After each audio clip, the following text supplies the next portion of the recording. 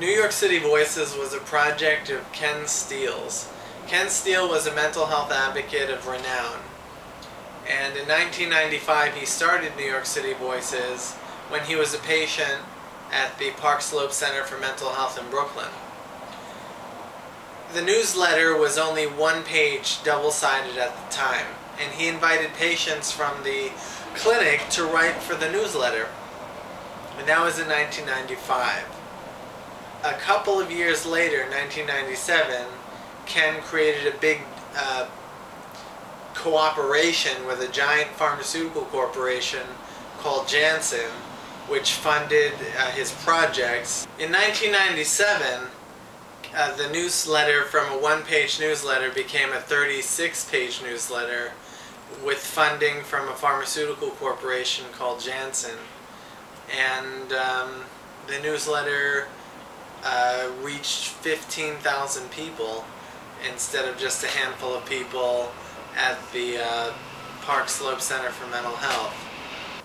Ken Steele died in 2000, and he published a book right before he died called The Day the Voices Stopped, which you can pick up maybe at a library or through Amazon.com.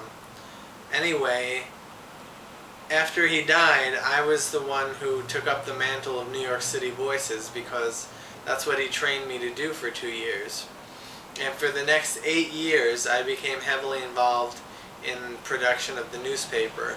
New York City Voices depends on funding from advertisers and from bulk subscription sales.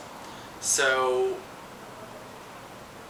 that's what it depends on right now. But we've also, I have incorporated the newspaper into a 501c3 back in 2008, and the newspaper is also eligible to receive grants from foundations and private donors, though it hasn't really received that many thus far. In 2008, something bad also happened to me. I went off of my medication with a doctor's supervision, but it turned out to be a bad experiment, and I got very sick and psychotic because I have schizophrenia.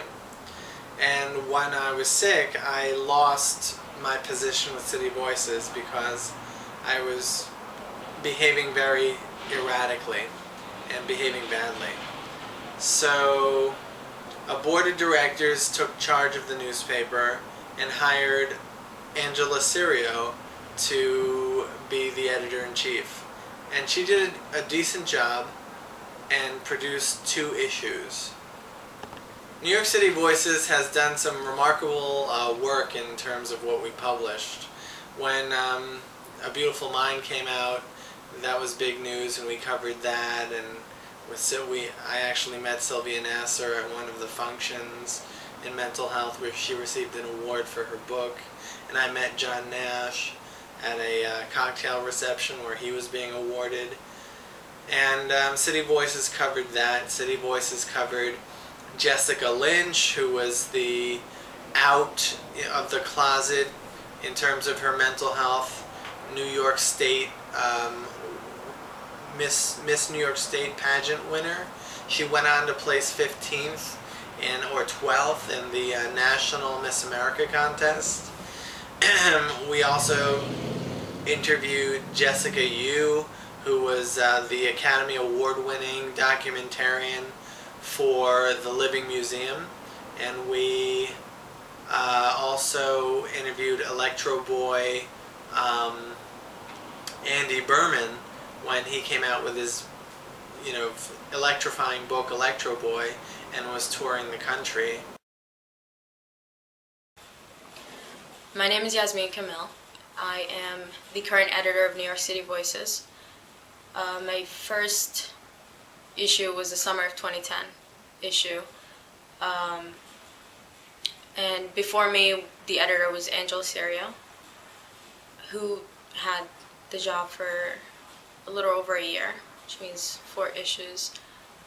When I took on the job, I understood the task to be a large one, because I understood what the mission of this paper is. I think that this paper is a source of, it's a huge resource for a lot of people, in many senses of the word.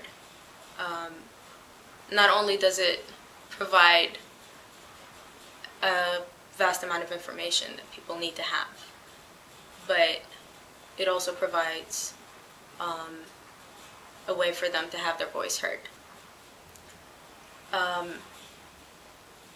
I'm hoping that during my time as editor, we would really expand our reach. And that means we would have more people reading this paper within and outside the mental health community, and more people participating in the process of this paper. The website that we have, nycvoices.org, has a lot to offer. First, it gives access to older issues, so you can go on and read them and gain the information that they have to offer.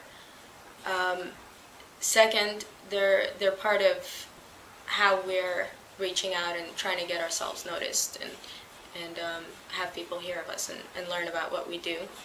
We have our mission statement on there and the story of how it all started. It's another way to communicate with us. The Facebook page is definitely a great way to communicate. Writers who contribute to New York City Voices can be on there and speak about their articles and what they want to write about next and so on. Readers can go on there and talk about the articles and how they felt about them and what resonated and what didn't, and what they would like us to cover. How they think we can make this paper better. One of the things that makes this paper such a vital thing is that it's a huge way for us to fight stigma and to change the common understanding of people with psychiatric diagnosis. There are a lot of talents out there. Contrary to the common belief, a lot of people with psychiatric diagnosis are skilled and capable and have a lot to offer. Whether it's poetry that we put in our poetry section, or whether it's insightful opinion that we publish, and so on and so forth. When someone writes an article about VESID or about an experience in the system or their hospitalization, and someone else reads it, not only do they see that someone else had gone through something similar, but they have a better understanding of what is going on